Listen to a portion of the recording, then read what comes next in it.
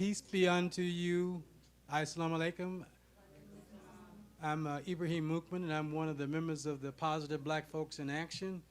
We're a group of about 12 of us who came together about 12 years ago to work with A. Peter Bailey, who you'll be hearing from in a minute.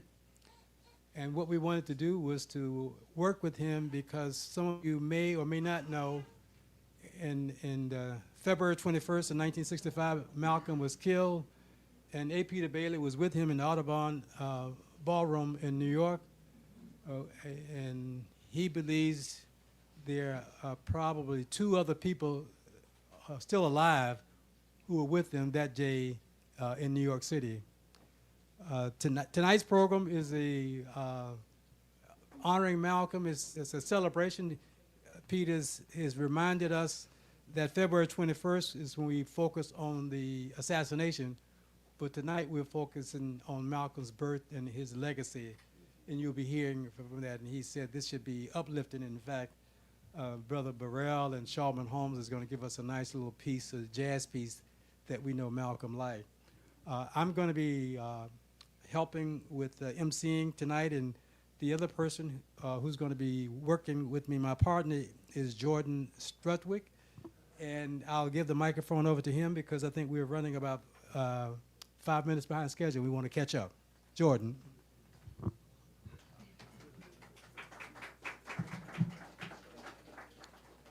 Peace, family. Peace, peace, peace. I'm Jordan. We are extraordinarily and uniquely blessed to have Baba Bailey here with us today. Baba is, absolutely, yeah. Baba is 88 years old. The effort of the long march from home to this seat and back at nearly 90 is not the same as it is at 30 and 40 and 50, and is not one we should take lightly. So please give Baba Bailey a hand one more time for making the effort to be here with us today. Still, I'm not sure everyone really recognizes the significance of who this person who we have here with us is.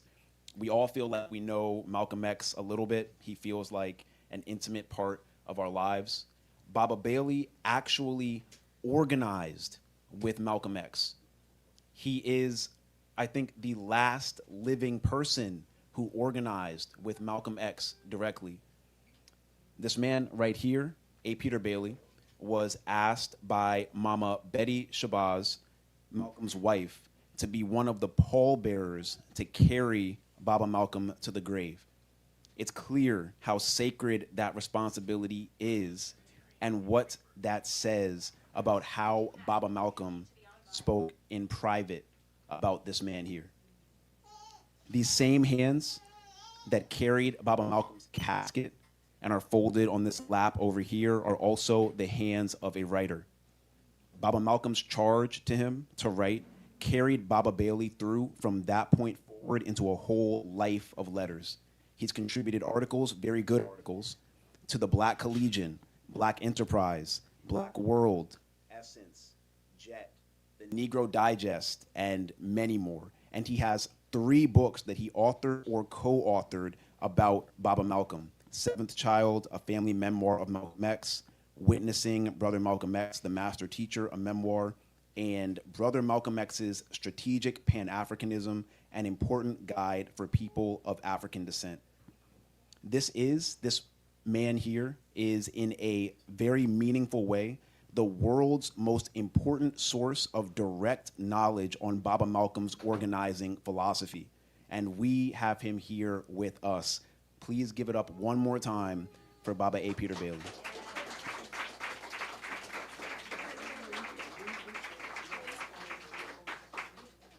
Baba Bailey, to begin, can you tell us about your encounter with Baba Malcolm? How did you come to know him? And what was it inside of you that he spoke to such that it drove you to follow him so devotedly? Well, I'm from Tuskegee. I am from Tuskegee, Alabama. And I just happened I just happened to have moved up to New York City.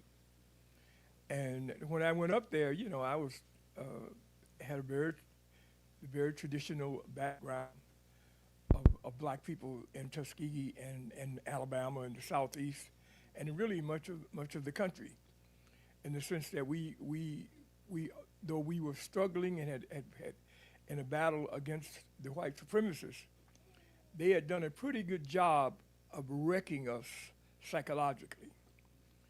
I remember when I was a kid growing up in Tuskegee, you better not dare nobody black, because if you did, you were gonna fight. You might call them no good, low down, ugly, dirty, and everything else, but you better not call them black, because that was a fighting term. And so when I moved to Harlem in 1962, I moved to Harlem. And of course, I moved to Harlem. I came to D.C. first, and Howard University here in D.C. And then I went to New York to stay up there, and heard about Brother Malcolm. Began to feel kind of interested in things I had heard, about him. And so in 1962, I went to hear him speak. And when he finished, I had immediately began in what he was doing, and to really see that this was the person who was giving us some very sound advice on what we should be doing as people of African descent. And after that, after hearing him speak that first time, I began to go. He was a member of the Nation of Islam. And I had heard very vaguely about the Nation of Islam, very negative type things, that you could not even go nowhere near them unless you automatically, became a member of the Nation of Islam. So I did not really, and I had no desire to do that. So I just kind of, when I heard Brother Malcolm was going to be speaking somewhere, I would go and hear him speak, but I never tried to go down to the Nation of Islam to hear him. And then one day he spoke at a place in Harlem. I don't know the exact place. I'm sorry, I do know where it was. It was at Adam Clayton Powell's church, Abyssinia Baptist Church. Brother Malcolm spoke there. And when he was speaking, I went to hear him, and I sat in the back and listened to what he was saying. And by the time he got through, man, I had become a serious Malcolmite. And but I was still not interested in becoming a member of the Nation of Islam. I had kind of gotten away from, I considered the religions to be, I had turned away from Christianity. And I said to myself, I'm not going to, get involved in another religion, because they all, have the same thing, especially when it comes to dealing with people of African descent. And so I would go and hear him speak wherever I could. And then one day he spoke at Adam Clayton Powell's church in Harlem. And I decided that I was going to go hear him, for the first time, some of my friends and my family members found out that I was listening to Brother Malcolm. So I decided to go to hear him speak at Abyssinia Baptist Church. And again, I was totally impressed with what he said and the things that he said.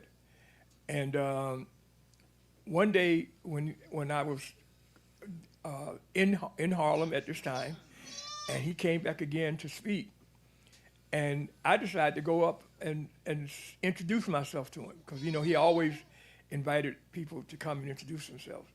So I decided this day, although I'd heard him several times before, but I never did that. But this time I decided that I was going to go up and meet him.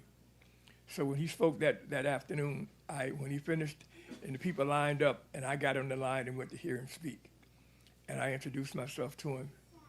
And at that time, I had written a couple of articles that had been in the local black newspaper. And he said to me, when I introduced myself, that he had read couple of the articles that I had written, and that he liked, the things that I had said. And of course, you couldn't tell me nothing after that. With my friends at least, I felt very, very good about that. And then I began to go wherever he was speaking, I would go and listen to him speak. And I was always wait after he spoke to be able to say something, say hello to him, and shake hands with him. And that's how I got to know Brother Malcolm. So when he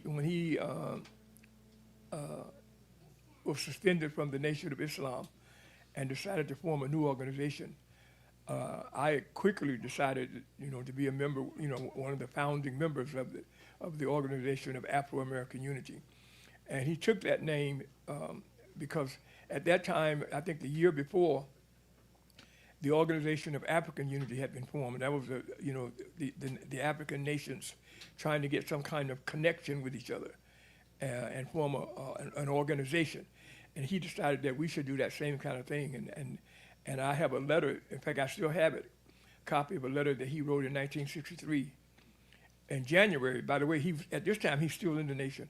And he sent this letter out to the leaders of the civil rights organizations, the NAACP, the Urban League, Dr. King's group.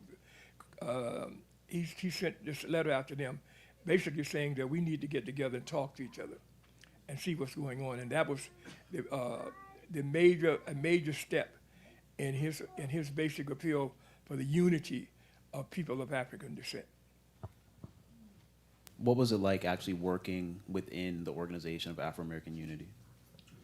I learned to read. Because I always liked reading. Ever since I was a little boy, I liked reading. But Brother Malcolm got me to reading because he would recommend books to read and articles to read. And so I would try my best to go and read every single one of them that he mentioned.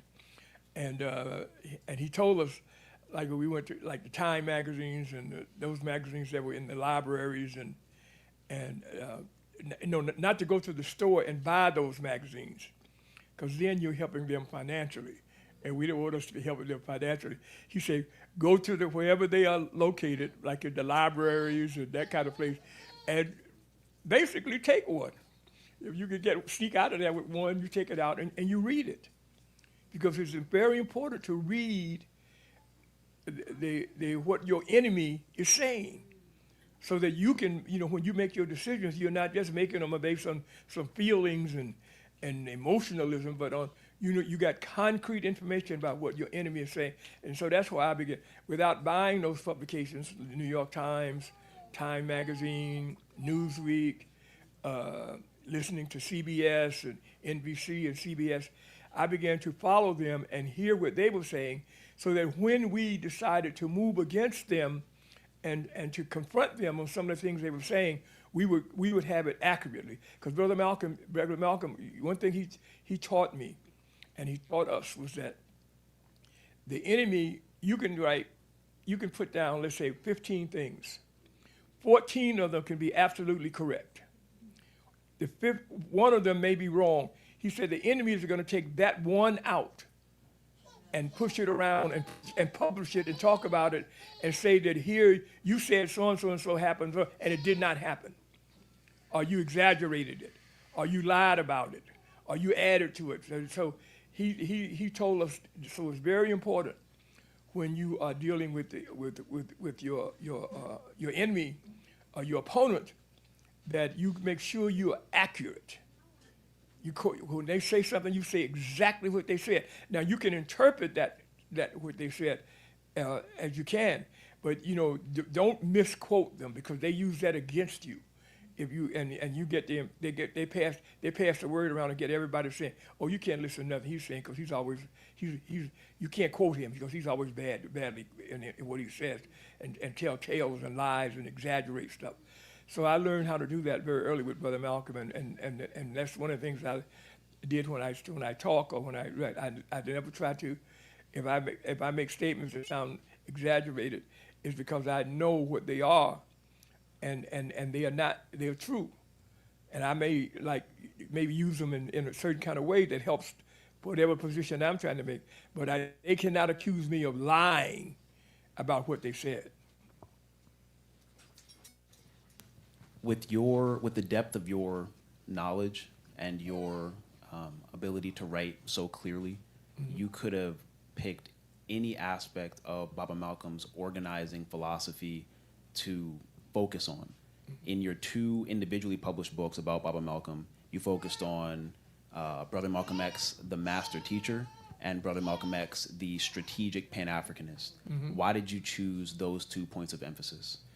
Because there were two things that Brother Malcolm was very clear about.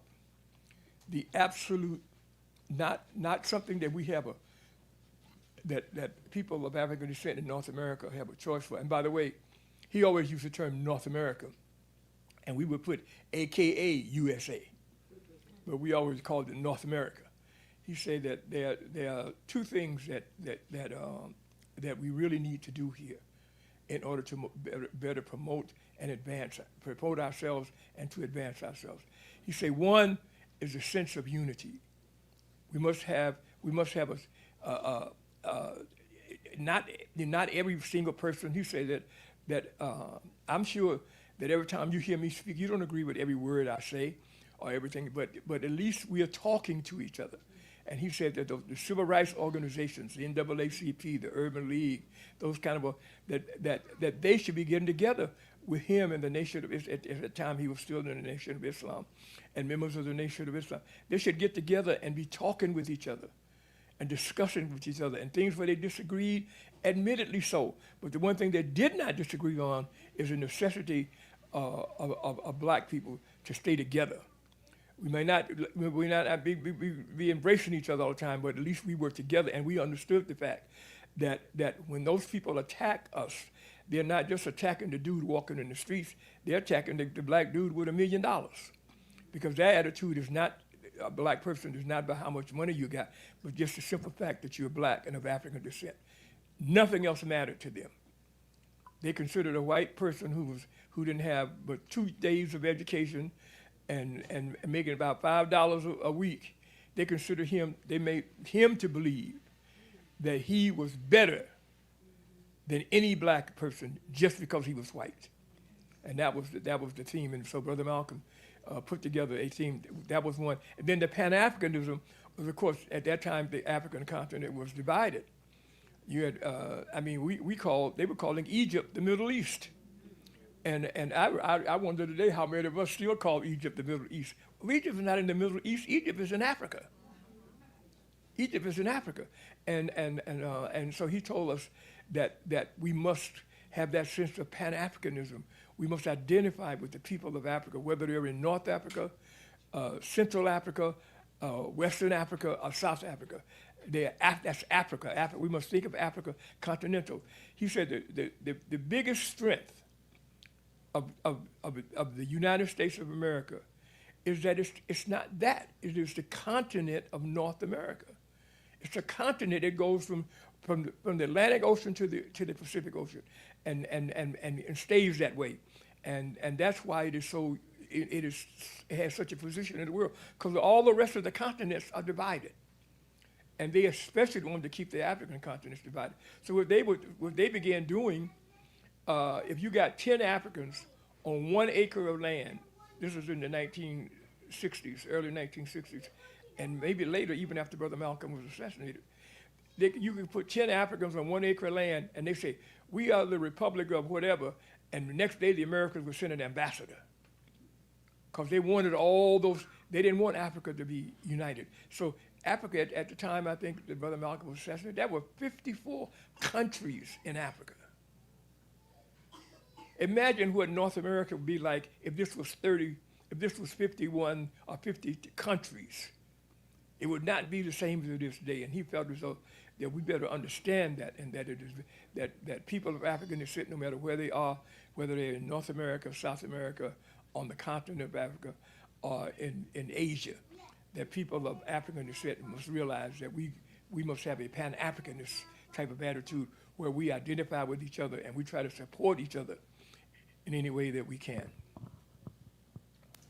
Baba Billy, can you talk a little bit about Baba Malcolm's experience on the continent? And I wonder if you have any thoughts on why it is that in our public imagination of Malcolm writ large in spaces other than spaces like this, the international Malcolm X, the specifically Pan-African Malcolm X, is absent from those conversations. Yeah, that's because the United States government was very successful in completely blotting what he was doing internationally. They knew what he was doing internationally.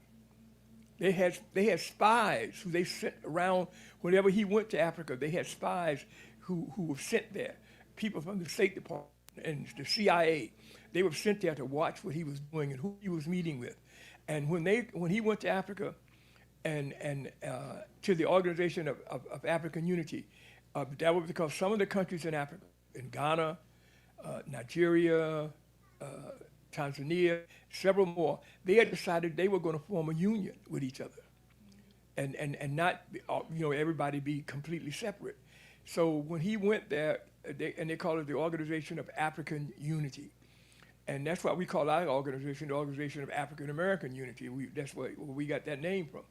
And so when he decided to go there, he was invited by this organization, which had been formed in 1963. They invited him to speak. And at that organization, he spoke about the absolute necessity of people of African descent in North America, people of African descent in South America, people of African descent on the Asian continent, people of African descent in Africa, that we get together with each other and at least keep up with each other and support each other and know what was going on with each other. And this was especially true of people of African descent on the continent and people of African descent in North America. And that is what those were the two strong things that he talked about in terms of Pan-Africanism. Yes, sir. Returning to the point of, we've talked about Baba Malcolm's strategic Pan-Africanism. You talk often about how the master teacher, this person who was able to take knowledge and expand it and help other people understand in clear terms, make it plain. Can you talk a little bit more about that, Malcolm X? Okay. That was one of the things about him, man, that to me, when I would go and hear him speak, and he would be saying things, man, and I'd be saying to myself, wait a minute, what is that? How is that? And he would explain it. But then I wanted to know further, so then I would go to the library, or go to a magazine that if I was knowing about, or go to something that I knew someone else had that I could deal with, because I wanted to listen, I wanted to follow what he was saying. He was a master teacher.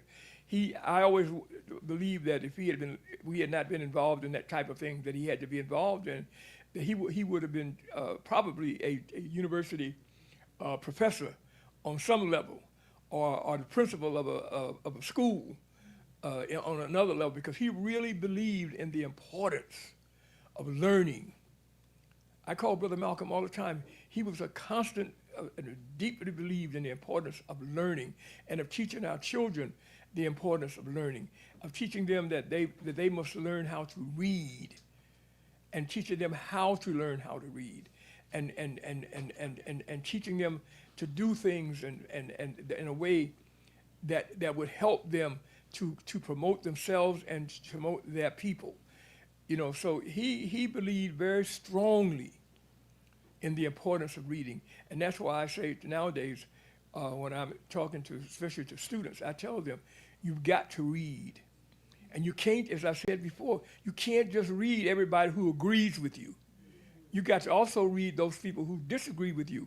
You don't have to buy something from them and help, because then you're helping them economically if you buy it. But you go and take it, or you steal it, or you slip it out or somewhere. I used to take more books out the library. I used to go in the library in Harlem, and they would have all these magazines up there, and I would go in there and I found a way to get out of there with at least 2 or 3 of them almost every time I went in there, because I want to read them and see what they were saying, because Brother Malcolm made it very clear to us that when you are dealing with people on any level, and especially with people who are opposing you and who are condemning you and trying to keep you under their control. You've got to make sure you know what they're doing and what they are saying. What they are saying. You can't just listen to the folks, because sometimes people who would be speaking, they would always make it sound as though that everything sounded good. You go to the schools and universities and, the Howards and not the Howard, but the Harvards and the Yales and those places. They would say, oh, discrimination is terrible, however. So-and-so is bad, however. And then they would start giving all what they considered their points, that, well, a black person is now this, a black person is now that, a black person, so what are you talking about? There's been no progress. Of course, that black person might be one among 50, but we were supposed to be very satisfied with that they had selected one black person. And Brother Malcolm taught us that that's just no way of dealing with it, but that it was extremely important. And I'm a great-granddad, and you can bet your life that my grandchildren and my great-grandchildren and my children, one of the things they did, very early in life, I gave them stuff to read. I made sure they learned how to read early in life. And then as they got old, as they got older, I would add different things to it. But I made sure that they learned how to read, and that's very important for people to do. Those of us who are here, here now, and those, of the age of Jonathan, you must know what's going on, and you must pass it on, and you must make them see the importance of reading. Baba Bailey, one of the miracles of Baba Malcolm's life and his work was that he was somebody who radically transformed himself, and then he was able to radically transform others.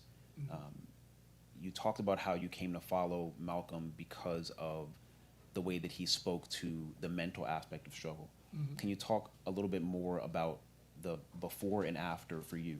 How were you transformed personally by your experience with Baba Malcolm? Well, like I said before, when I was growing up as a child, I came out of a family down in Alabama. My grandfather owned land and had built a house that I lived in, and we were off the main highway from, there's Tuskegee University is there. And I was about a mile from the campus. So I had a chance, to go up to the campus as a kid and go to the football games and the basketball games and that kind of thing. So I was not like people, who lived in a total background. So reading was always something that I was aware of, the importance of it. But what I was not aware of was the importance of what you were reading. Because, I was reading, I thought Life magazine was fantastic. I'm looking at Life magazine, man, and I'm just thinking that it's fantastic. And I'm listening to some white radio station, and they're talking about something that I might be interested in, and I'm just thinking they're fantastic. But I wasn't thinking in terms of I was just thinking in terms of the racial thing. I was not thinking in terms I was thinking in terms of whether I enjoyed it, rather than thinking of what these people were doing and what they were saying and how they were using that. So I to this day, I try to read everything I can get my hands on. And I'm a firm, again, with the young members of my family, boy, I'm going to a thing on June 24th. They're planning some kind of Father's Day thing. And of course, they won't tell me nothing about it. They just told me to keep my mouth shut, to be ready to. My two sons say, we'll be there to pick you up. You be ready to go. Don't ask us no questions. And so I have learned, to be quiet when dealing with them. But one thing that I have always done when they were growing up, and when and even today with the young, is I give books to the younger members of my family. And of course now we got black books that we can give them. I give them books, and I sit down with them and have them read stuff to me to see if they know how to read. At every time I get together with the members of my family, the younger members of my family have to do something for me which shows me that they've been reading. They really do. And the ones who do that are, of course, the ones who get a nice little gift from me. They might get 5 cookies rather than the ones who they always get. The ones who don't do anything, they might get 1 cookie, and the ones who've been reading, they might get 5. Family, it is Excuse me, my brother. I think that Peter, if you go to your Irish school background, that was really tight when, in terms of where you were coming from pre-Malcolm, the Irish school you went to. Oh yes, yes. Sorry. Okay. When I was I started, of course, going to school at a public elementary school in Tuskegee, which was really about a mile from where I lived. It was up near the campus where Tuskegee, then it was called Tuskegee Institute. Now it's called Tuskegee University. But I lived about a mile from there, and it was on the main street going up there. So we had to literally, there were no school buses. So we had to walk up there to go. I had to walk up there to go to, when I was going to school. And then one day, these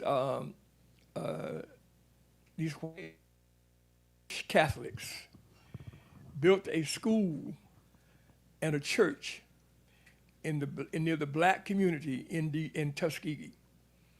And my grandparents and parents decided that I was going to go to school there because it was only about a 15-minute walk from where I lived. I just had to be taught, how to walk on the highway, and so I went up there, and of course, these Irish Catholic nuns, they tried to turn us into colored Catholics who believed that Irish Catholics were the dominant force in the world, and they taught us to despise the British, because they considered the British because they were Protestants.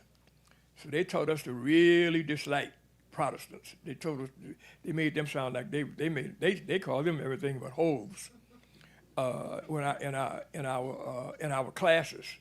I mean, we were young and they wouldn't use those kind of terminology, but that's what when you think back at now, that's what they were basically saying.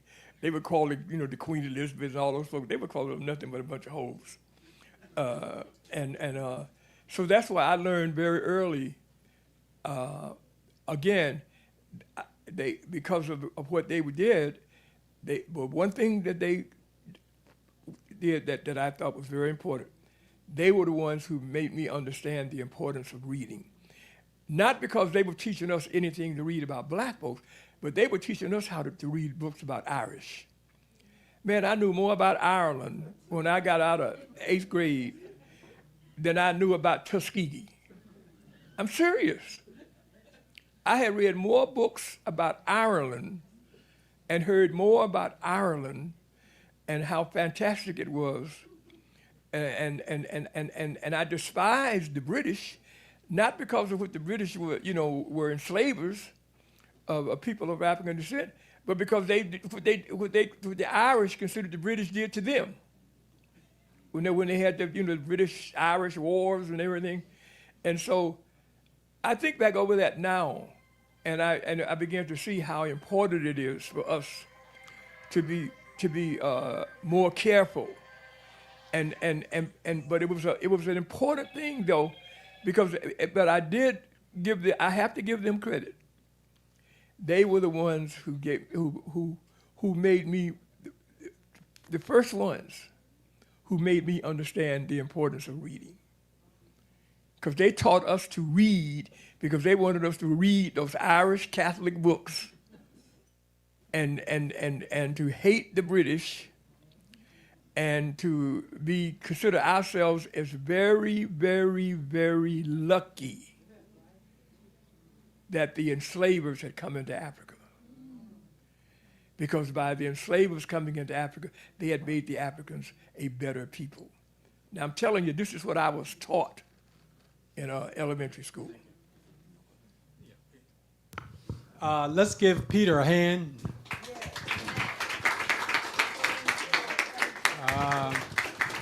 I apologize for having to interrupt this, but we have one of our speakers who has to leave to go to a graduation, and Peter will be here, God willing, so that we can talk with him later on.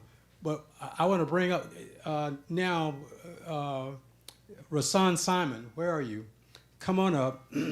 He's going to introduce our next speaker. And one of the things that Peter talked about was, in his last comment, working with his grandchildren. And what we want to do, the Positive Black Folks in Action tonight wanted to focus on the future. And we're grateful for what Peter and those folks did with the OAAU, but that was 60 years ago.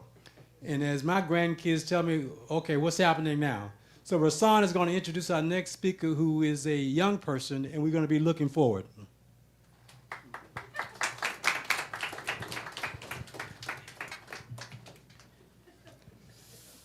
Hi, everyone. I'm Rasan. I go to Oxon Hill High School. As a fellow young person who's also interested in Black history, I'm honored to be introducing our next speaker, Amina, who goes to the Madera School in McLean, Virginia. Amina has experience as an intern in the Congress. She has interned under the Democratic Whip's Office of the U.S. House of Representatives. She has international experience, working with medical professionals in Peru, where she has worked with them in Spanish to help the patients who are there. On top of this, at Madera, she's an honor student and a fervent member of her community, where she is the junior DEI president, vice president of the Black Student Union, and a varsity track athlete. So here to give her thoughts on the example of Malcolm X, what Malcolm X means to her, Amina. Please give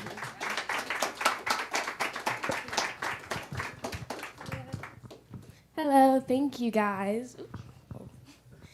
So I'm going to be reading a speech that I wrote based on a question that was asked to me of who is Malcolm X to me and what does he mean to me? And just to kind of read it again, my name is Amina. I am 17, a junior in high school at the Madera School out in McLean, which is a boarding school. Okay, so there is a certain loneliness that comes with being the person who refuses to look away. I learned that early. I learned it in classrooms where I could feel the shift in the air the second I challenged something that should not have been said. I learned it in dance studios where comments would slide across the room, disguised as jokes, and everyone else somehow understood the unspoken social agreement to laugh awkwardly and move on. I learned it in predominantly white schools where silence was treated like maturity, where being easygoing mattered more than being honest. And somehow, no matter how hard I tried, I could never make myself participate in that silence, even when it would have been easier, even when it would have made people like me more. There has always been something in me that reacts before I can soften it, something that refuses to let disrespect settle comfortably into a room. When I was younger, I thought that made me difficult, too intense, too confrontational, too emotional. I started noticing how people responded to gentleness with praise, but responded to directness with discomfort. So I began questioning myself instead of questioning why people were so comfortable with what should have been challenged in the first place. Then I encountered Malcolm X, not the simplified version people reduce him to. I mean the Malcolm X who spoke with conviction so sharp it unsettled people, who understood that there are moments when politeness becomes another form of surrender. The Malcolm X who refused to dilute truth simply because others found it inconvenient. And for the first time, I felt understood by someone I had never met. What moved me most about Malcolm X was not perfection, but the evolution of his spirit. There was a discipline to him, a clarity, a willingness to examine himself honestly and continue growing without abandoning the fire that made him who he was. So many people talk about growth as if it means as if it means becoming softer, quieter, more digestible. But Malcolm X taught me that growth can also mean becoming deeper, sharper, becoming more knowledgeable, more faithful. His transcendence has been my roadmap. I have never been able to watch something wrong happen and simply let it pass through me untouched by my consciousness. I cannot do it. There are moments when speaking up feels like a decision and more like a responsibility that arises before fear has had the chance to stop me. Almost like something enters my chest and steadies me before I can even realize I'm about to speak. For example, I've been in classes before where a devastating image would cross the screen, and when I would look around the room, glancing from classmate to classmate, I would see sly smiles, sometimes even giggles. It was not just sadness I felt, it felt fully physical, like something tightening and burning at the same time. It felt like I could feel the pain in the image throughout my soul, as if I could not separate myself from it, even when everyone else could. And I would sit there thinking, how could they smile? How could they laugh? How could no one see the problem with this? Why has no one said anything? Next thing I knew, my thoughts were pouring out of my mouth. That tendency has cost me relationships. It has made rooms colder. It has made people misunderstand me before they even truly knew me. But it has also kept me honest. And Malcolm X taught me that honesty has value, even when it's uncomfortable. I think that is why his life resonates with me so deeply. Not because I agree with every single thing he's ever said, and not because I see him as untouchable, but because he embodied moral courage in a way that feels increasingly rare. He refused to betray what he believed simply to be accepted and allowed himself to evolve publicly. He pursued truth with intensity, and as someone still trying to figure out what kind of woman I want to become, that matters to me. There are parts of your identity people expect you to shrink in order to make yourself easier to hold. Sometimes people want your intelligence, but not your perceptions, your culture, but not your conviction, your presence, but not your voice. Malcolm X continuously reminds me that there is dignity in refusing that bargain. And simultaneously, one of the most beautiful things about him was his constantly expanding mind and his later understanding of humanity. Did not erase his passion for justice. It helped redefine it. There was a holy intelligence and depth in the way he came to see people, in the way he carried a pietistic intellectualism in his faith, admirable discipline, and global discernment. That balance is something I strive towards constantly because I do not want to become hardened. I do not want conviction without compassion. I do not want honesty without wisdom. I want to be the kind of person who can challenge wrongdoings while still seeing the humanity of the people around me. I want to learn how to inspire and guide people without abandoning truth just to protect their comfort. And that is why, though he went on to Jannah 43 years before I was born, he remains with me. Because underneath all of the discipline was a person trying constantly to become better without abandoning what he believed. I think there is something deeply sacred in that, and I hope I can carry that with me too. Thank you, guys.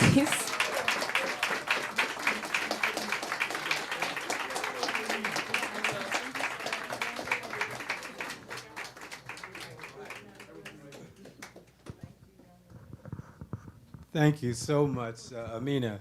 By the way, I should say she and her family have to go to a graduation, but I wanted to acknowledge that she has her father, her grandmama, two grandmamas. Stand up, grandmama and daddy. Okay. And this is what we were saying. It's not just what happened 60 years ago. It's also what we're doing today, Peter. And thank Amina and her family for coming out. The next person, I'll give you a minute to.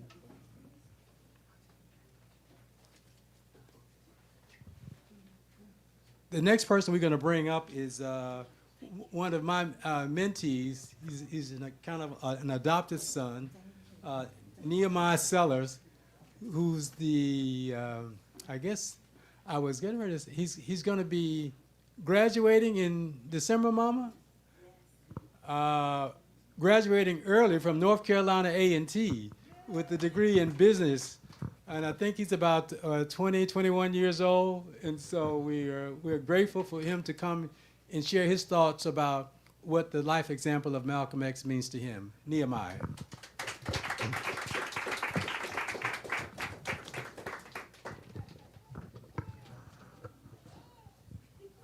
Good afternoon, everyone. So today I wanted to speak a little bit about Malcolm X, not just as a historical figure, but as someone whose voice still has an impact today and reaches across generations. So as a younger person, I obviously didn't get the chance to witness Malcolm X in real time. And some of you may have had the opportunity to grow up closer to the world that he lived in. You either saw or heard about the struggles, the segregation, the fight for dignity, and the demand to be treated as fully human. For my generation, Malcolm X is someone we only get to learn about through speeches, videos, books, and quotes. However, even though we did not live during his time, we as young people still feel the power within his message. What makes Malcolm X's legacy so strong is that he spoke with courage. He encouraged black people to know their worth, be proud of who they were, and to never be ashamed of their identity. He believed in self-respect, self-defense, education, discipline, and truth. He challenged people to think for themselves and to question systems that were unfair. I think that right there is the one reason why young people are still able to connect with him today. In a world where social media, music, politics, and culture all shape how we see ourselves, Malcolm X's message reminds us that we have to have a strong sense of identity. He reminds us not to let other people define our value, but for young people, this is very powerful because we are constantly being told how to act, who to be, what success might look like. But Malcolm's life teaches us to stand firm in who we are and the beliefs that we have. To older generations, which is most of you in the crowd, Malcolm X might represent a time of struggle, but an awakening nonetheless. To someone like myself, he represents confidence, identity, but also having the courage to speak up. When young people today talk about messages like justice, equality, accountability, economic opportunity, and pride in our culture, we still carry pieces of Malcolm's message that he was sharing. For more perspective, Malcolm's life is also demonstrated and taught us growth. While he wasn't perfect, he showed through his actions and his speech that he was willing to learn, change, and become better. That is something young people can and must relate to as we move forward. As young people, and some who are older can relate as well, we're trying to figure out who we are, what to believe, and the kind of impact that we want to have on the world. So today, when we honor Malcolm X, we aren't simply looking back, but we're recognizing that his ideas are still alive and that his legacy and impacts connect your generation and mine. He reminds us that progress takes courage, truth, and a strong love for our people. So today, Malcolm X's voice definitely belongs to history. However, his message still speaks to the future. Thank you. Thank you.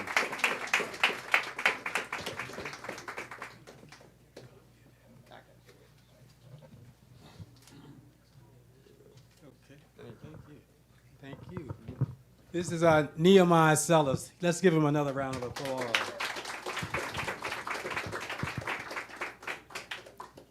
The next person who's going to come up is going to do some poetry for us. And in fact, she is, I wasn't going to say it, but she's also the mother of Nehemiah. So you can see that the fruit doesn't fall too far from the tree. This is Nadira Sellers, and she's the CEO of Dynamic Human Concepts. I first met Nadira when I was doing some work with fighting crime and drugs in Southeast with the esteemed Reverend Willie Wilson at Union Temple Baptist Church. And we became very close in doing that work, and I saw that she was very talented and operating out of the womb of that Pan-African place over there right near the Frederick Douglass House. Nadira, please come on up.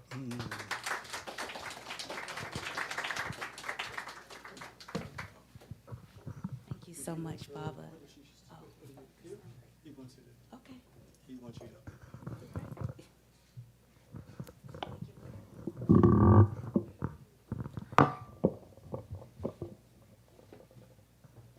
Good evening, family. I am Nadira Akina Sellers, daughter of Arlington and Marcia Sellers. I must acknowledge my parents because they are the conduits and co-creators who brought me here. They nurtured me through all of my foolishness, my creativity, my journey of self-discovery. And so in that vein, I also want to honor the creator, the ancestors, particularly Brother Malcolm, whom we celebrate today, and of course, our elders. Do we have any elders in the building who are in their 90s? Not today. Okay, I know we have at least one elder in his 80s. Anyone else? 8th decade. Give thanks. We honor you. And in the spirit of the African tradition, I must ask, yes, give them a hand. Our elders give us wisdom and insight, and we are grateful. And so I must ask the essential question. Elders, may I have permission to speak? Speak. Thank you. And so we begin. So this evening, I'm going to share a poem with you. And this prose is simply about being aware. And I believe it reflects the very spirit of Brother Malcolm, because he fundamentally understood that in that awareness of ourselves, of our history, of our power, it inspires a higher consciousness that then leads us to decolonize the mind, right? And then at that point, we can make the shift from thinking and being like that of an enslaved person to one who is truly free. So pay attention. I'm talking to you. Pay attention. Beloved, pay attention to the signs and rhythms of this season. However, I need to mention, distractions can take us off mission. There is a shift in the atmosphere, so be aware. Every word, motion, action has energy. Even your thoughts have a frequency. And we determine how high or low we vibrate. So pay attention. This is what the moment demands. As we move in this earthly dimension, a divine awakening may require you to reevaluate your plans. When we see in the spirit, we can predict the past and remember the future. Overstand, I am past, present, and future tense. I was, now I am, and then I'm reborn into another version of myself again. People, pay attention. The African ancestors require our spiritual ascension to a higher consciousness so that we become vessels for them to do their work. We are spirits in flesh, custodians of a high culture, and a source for the ancestors to speak. After all, the things that we cannot see are indeed real. Pay attention. Let's be clear about our assignment and intention. What exactly are we being called to in this dispensation of time? Is it to speak when others are silent? To challenge injustice when folk remain apathetic or choose to be violent? To simply be still and keep our seat when we decide to dance to a different beat?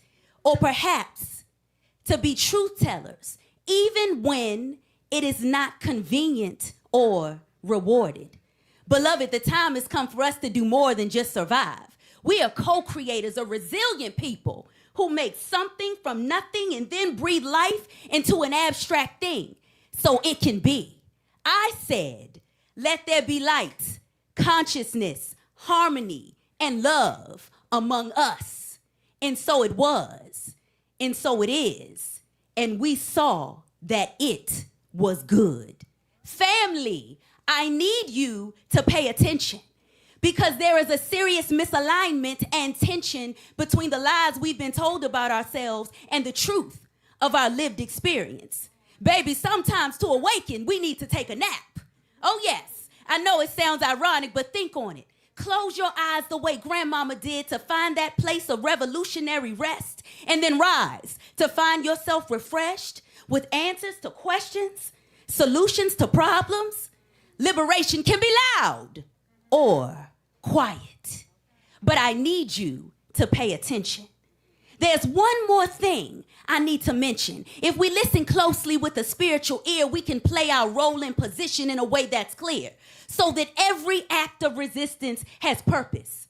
Like the ritual of Bois-Caïmon that sealed victory for our brothers and sisters in the Haitian Revolution, which then inspired preacher Nat Turner to act on divine revelation when he struck fear into the hearts of enslavers during the Southampton Revolt.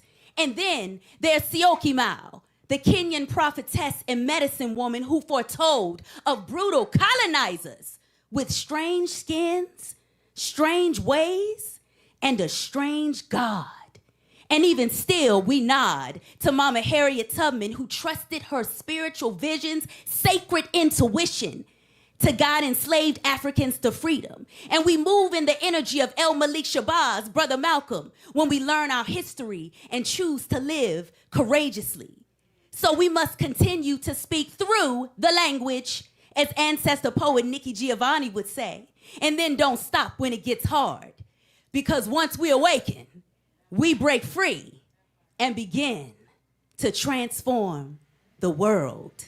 Pay attention.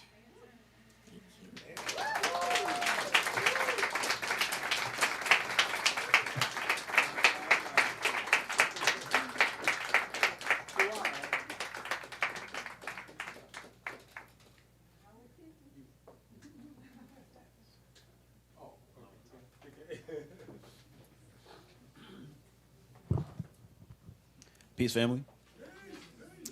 I'm back, and I get to introduce one of my favorite people. I love Mama Laini Mataka on a personal level. She is my teacher. I've heard her referred to as the greatest poet of her generation, but since she's my teacher, and I'm biased, I will share an introduction from someone else. This is an introduction that Mama Shrikiana Aina Garima, filmmaker and co-creator of the beautiful space we inhabit right now, gave of Mama Mataka at a past tribute. She said, "There are certain people in our community who are treasures, who are jewels, who are part of us by root, by branch, by fruit, that we would just not be the same without. They have defined us, they are of us, and they are inseparable from us. We are honored to have one of those jewels with us today, someone who has been expressing our value, critiquing our weaknesses, seeing through our facades, capturing the best and exposing the worst through her artistic eye and voice." This is Mama Laini Mataka.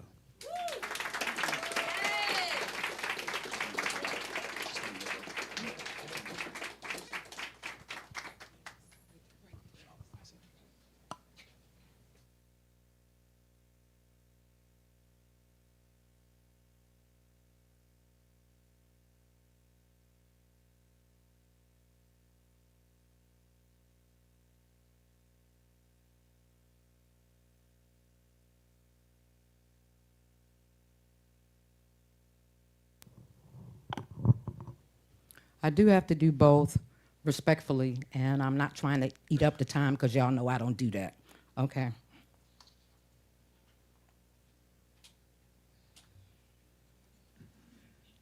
During the 90s, there was a whole lot of wearing, Malcolm X this, Malcolm X that, blah, blah, blah, okay? This is called stepping off on the ex-wearers. For you, there will be no Audubon Ballroom. Only the dehydrated cries of your people as they lower you into the ground of absurdity, where your confused souls hover, too bizarre, berserk, and bewildered to even reincarnate. Wearing Malcolm's image, you move like a rat seeking a hole. You blatantly sell drugs, eat pork, make babies, disrespect elders, put each other down, cut each other up, blow each other away, while hiding behind the Malcolm that you claim is your hero. But what you love is Malcolm's lower self. That self he murdered for holding his manhood hostage. You love Malcolm the hustler and the pimp, not the Malcolm who transformed himself, metamorphosized his people, and forced white people to respect and reassess their enemy. You tell yourselves that you too are soldiers when you don't even know what side you're fighting on. You love the fact that Malcolm's lower self once had him under control, and you use that fact to excuse yourself as you knowingly sell madness and death to your people. With an X on your chest, you speed along the streets, blasting counterintelligence music instead of being in school. Wearing an X cap, you stand in front of somebody else's property, calling young sisters bitches and hoes. In your X sweatsuits with the pants hanging off the edge of your indiscreet behinds, you whip out 9mm and compete with the police and who can kill the most black people in the least amount of time. You could deal with Big Red, But you couldn't even understand Malcolm's toenails. They were too heavy for you to comprehend. You could identify with Malcolm's earlier responses to racism, even copy them. But you can't and you won't deal with the fact that he came back from the dead. He didn't stay there whining and crying about white people. He burst back into the living instead of self-destructing and forcing others to do the same. He escaped eternal membership with the living dead instead of surrendering his balls to the killers of African people. You don't love Malcolm. You just use his face trying to make people think you down. You don't love Malcolm. You just use his past to justify your fear of facing your real enemy and your inability to control your own bowels. The Malcolm you love was the duckling, not the swan. Because loving Malcolm the Swan means changing every aspect of your pitiful little lives into stories that your children can tell without shame. For the so-called love of Malcolm, we got X-medallions, X-earrings, X-caps, X-jackets, X-sweatsuits, X-watches, X-t-shirts, X-air conditioners, X-air fresheners, X-coffee mugs, X-lunchboxes, X-clocks, X-tote bags, X-rings, and no excuse for why Betty didn't get a cent. Wearing Malcolm's image should be a privilege earned, an honor bestowed upon those who've proven themselves to be uncompromising in the pursuit of the liberation of our people. Only the clean and the just should wear Malcolm. The productive and the focused, the spiritual and the prolific, the maintainers and the detonators. Only the best and the blessed should be allowed to sport Malcolm's image, no matter how many means be possible. And as long as a Jeffrey Dahmer can take a breath and the 4 cops in LA can plan a future, maybe none of us should be wearing a Malcolm X anything anyway.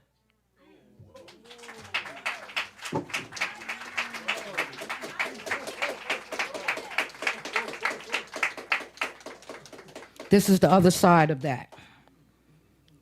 Okay. Sorry. Come on, poem. I swore I would never read off my phone. Here we go. Okay. This is to the facilitators of Malcolm's death. Don't look now, y'all. But we've been robbed. Oh, yeah. And we sat right there in that ballroom watching ourselves be robbed. To those who wasted Malcolm, you rolled up into our community and robbed us of a brother whose possibilities were endless. And the reason you did it was BS, because that's the only kind of reason you could possibly have had.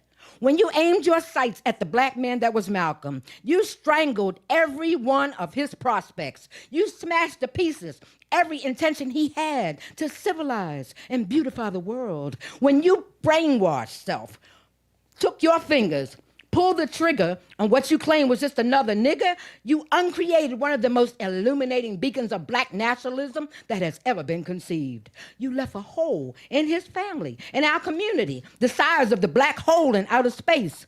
You robbed us of the benefit of every book he'd ever read. You tore him away from us like a slaver tears a child from his mother. You threw bullets at his dreams, even though if you had not, and his dreams had been fulfilled, you would have benefited too. You robbed us. You robbed us. You robbed us. When you murderers jumped up out of your seats, you did what only white people should have been caught doing. You turned off a human respirator that was sustaining life for millions.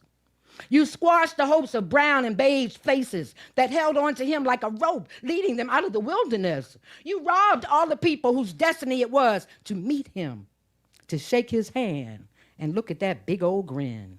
Because of you, fewer people hungering for knowledge will be fed.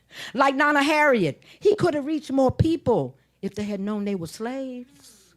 And if you hadn't taken it upon yourself to shoot the lover who loved us so, whatever you thought you were doing, you failed. Because Malcolm is an institution where anyone can go and be converted into a human being. He is an ephemeral structure that cannot be deconstructed. All that have the gall to call his name can be touched by the spirit of his generosity. You blew away his body, but you were and will forever be defenseless against his body of knowledge. You removed his direct influence in the community, but he and the ancestors he hangs out with walk among us, whispering, conspiring. You stole him from his children, but you'll never be able to steal him from those of us who converted. You tried to freeze his brilliance with lead, but our love thawed it out and canceled any chance of him being dead. To the facilitators of Malcolm's death, we don't know all of you, so we can't round you up like they do in the movies. We don't know who was responsible for what, so we're equalizing the blame. What we do know is that karma is not a myth, and when you cross over into that spiritual world, those in Garvey's whirlwind will remember your names. Thank you.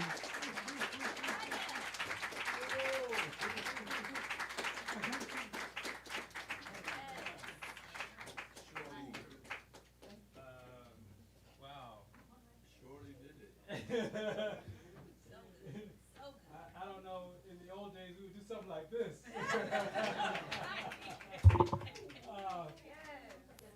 Thank you. And I see Holly sitting here. The first poem you did, you were reading out of a book. Is that book here? That's here. Okay. So those of you who liked it, before you leave, see the person at the cashier to get a copy of the book. I was saying in my earlier comments at the beginning of the program, Peter said he wanted today to be uplifting and not a commemoration like at a funeral or something. So one of the things that many of you know that is Malcolm loved jazz. And we have a brother who had agreed to do a number today, and he brought his accompanist. I first met Charlemagne Holmes when he was, I think, a student in one of the classes that my wife was teaching down in Shaw. And I learned that this was a consummate educator and a learner. He finished UDC, I think he went to Norfolk State University, University of Maryland, and all of his life he was a lover of the trumpet. And he auditioned and was given a role in the original Redskin band, and performed with them for some 20 years. I could go on, but we don't have time today to do his whole resume. But Charlemagne, please come on up, and he's joined by Mr. Burrell. I'll let you introduce your accompanist. Could we set up first? Oh, sure, okay, Let's set up first. okay.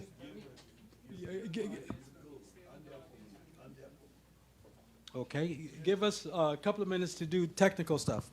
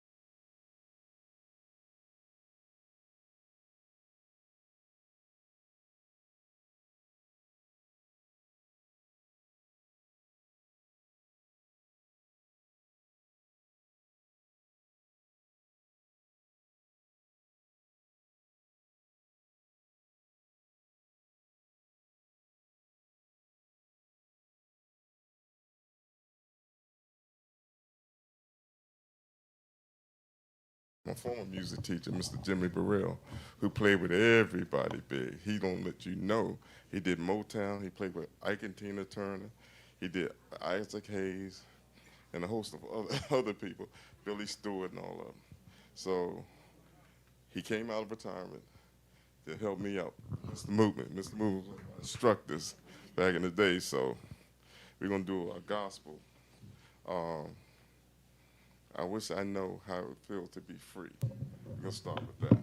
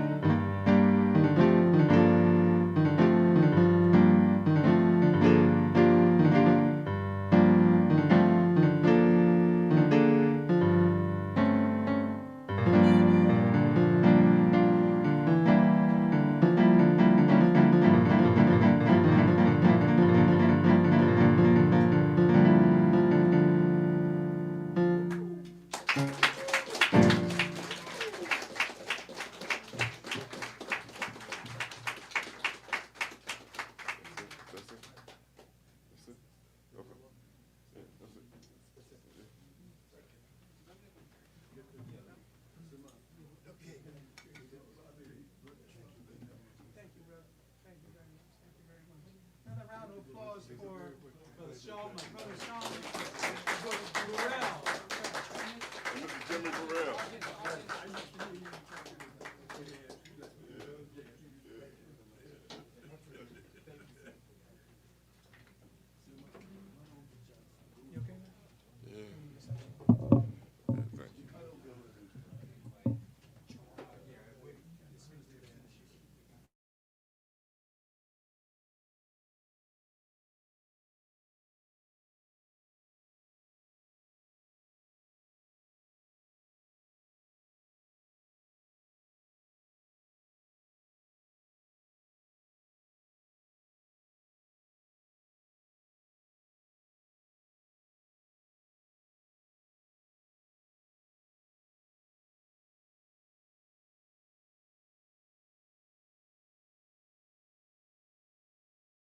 I called Shawman and said, look, we're trying to do a program honoring Malcolm, and this is not an angry program. This is a cultural program, and we ain't got no money.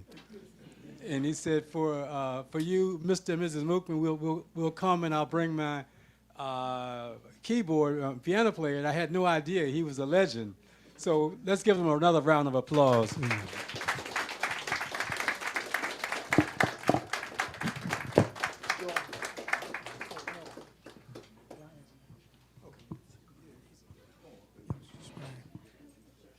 Thank you all for coming, and Jawara Hunter, and I want us to give another appreciation for Baba Peter Bailey while we're here. Before I introduce the next poet, Brian Gilmore, I want you all to look around this space here, Sankofa. Been here for 28 years, since 97. 100 years, Haile says. 100 years, been around 100 years. And Haile hasn't aged that much over time. But I want to encourage you to think about how an institution that, stays fiercely independent survives. How does that work? We all have to support it. We have to do above and beyond what we do for Borders Bookstore or Barnes and Nobles, whatever. This is a sacred institution, so I want you all to think about that. Books, cafe, film, teaching, a whole range of things, plus a lot of programming that's free. This is a free program here. So I want you all to keep that in mind. And we want to celebrate Haile.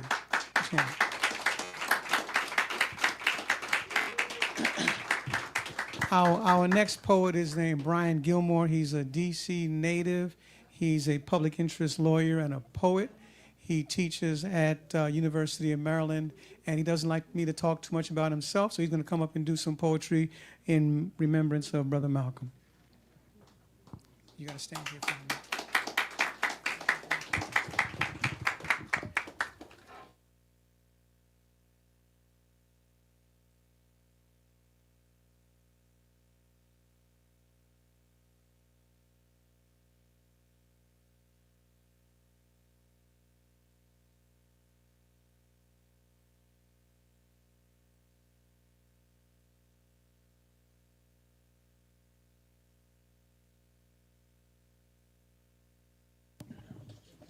Hello. Thank you very much. Good to be in this space again, Sankofa, the liberated zone. Love coming here. I'm just going to read two poems, and this one is actually for Malcolm X's father, Earl Little, who was killed in Lansing, Michigan, September 28th, 1931. But what's the relevance? I wrote a whole book about when I lived in Michigan, the black experience in Michigan, so to speak. And I lived in East Lansing, so. And Malcolm X is a very, very strong presence in Lansing and East Lansing. You wouldn't believe it, but he is. His memory is everywhere. So this is at Malcolm X Street, Lansing, Michigan. And just around the corner is where they killed your father. The streetcar tracks long gone. Bus service jettisoned them back in the 50s. Parking lot marks the intersection. Bus drivers sit there now and surf their smartphones more than their customers. There is nothing marking the death of this man, a Garveyite, dead right here regardless. Nothing of his pride, unbitten tongue, audacious nerve. If he had not come as he came, perhaps you would not have come as you had come. If he had not spoken loud, maybe you would have been meek, and things might still be as they were so long ago and for so long. He never danced so others could feel big. He died 100 deaths for what he believed. He rode his wagon into the most difficult of places, sundown towns like Owasso, where they chose to risk his demise rather than become the walking dead. Still, we will never know what really happened out here at this crossroad that is as quiet as a city park mid-morning every day. Did you tell Haley what you believed or what you knew? Was it real or just soapbox chatter to hide a wounded heart? But this we do know. He walked upright. He spoke like the earth beneath his feet was his as well. Instead of dismissing him, maybe we can seek to understand his time. He, a man of humbled strength and infinite love. He, a man who cared for the world. He, a man who did not die in vain, unacknowledged, yet still adored in this silence.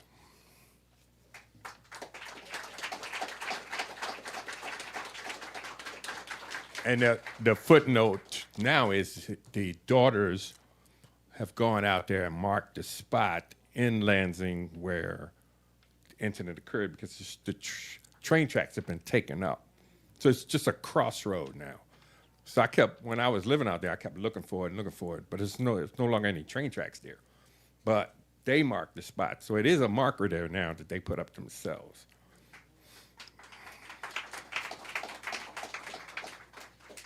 And this sort of relates to it. My introduction to Malcolm X was when I was like 11 or 12. My father handed me the autobiography and said, read this book. I'll pay you for it. He said, I'll pay you if you read it. I said, wow. He said, I'll pay you $1 a chapter. I mean, you know, I was like 11 or 12. I was like, man, that's some money.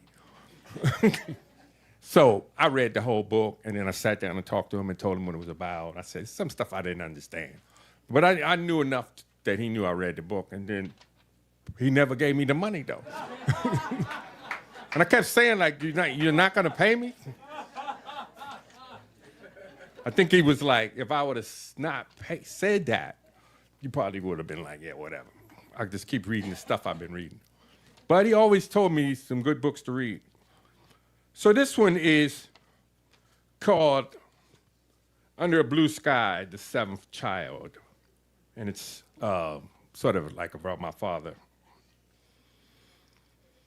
My father cursed, seventh son.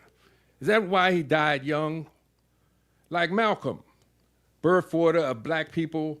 No one wants to be seventh. You have to try. You have to try to save someone. And yet he tried each and every day to live it. How does the seventh child become the patriarch after all? No one really believes in something this big. My father, not an angry man, just knew how to swim and fly and walk and run and to navigate just anything at any time. His ship would have never hit the Titanic. Chernobyl don't happen on his watch. He would have told Malcolm, don't go to the Audubon Ballroom. He would have told Dr. King, don't go to Memphis. How many times did he just wake up in the middle of the night in the house to check things out? He laughed. He cracked jokes. He never ever tried to embarrass anyone, especially his boys, even when we deserved a public flogging. Even his nieces and nephews got the benefit.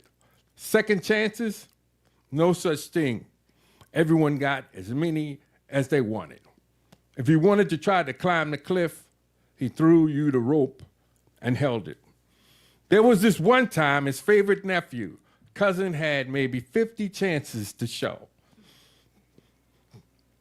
Like Denzel as that pilot in the film Flight, he had so many chances he could have sold him on the black market. Pops gave him one more. Paint my basement, I'll pay you. Take you out for a bite, buy you a bus ticket to wherever you want to go. Cousin was cool, but he was weak. when he sipped the grog. He didn't paint Pop's basement. The gin got him. Or was it rum? I forget. Pops came home and told him, let's go to the bus station. As he was walking Cousin to the door, Cousin ran his mouth like Pops was his doormat, like he was Jesus. The seventh child is unique, but they are still not Jesus.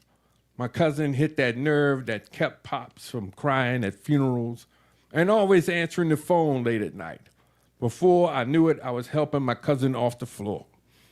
He had a bloody lip. Bring him to the car, Pop said. I did. That was my cousin's other weakness, his memory. Pops learned how to box in the Army. We staggered out the door. Pops was already in the car. Cousin was smiling as I held him up. There wasn't a cloud in the sky. Thank you very much.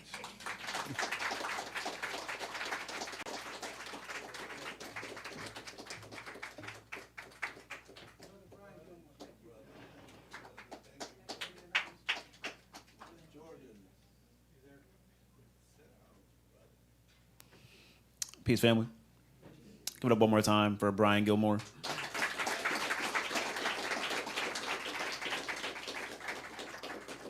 Our next poet is Mama Nubia Kai Al-Nura Salam. She is one of our community's titanic and necessary griots.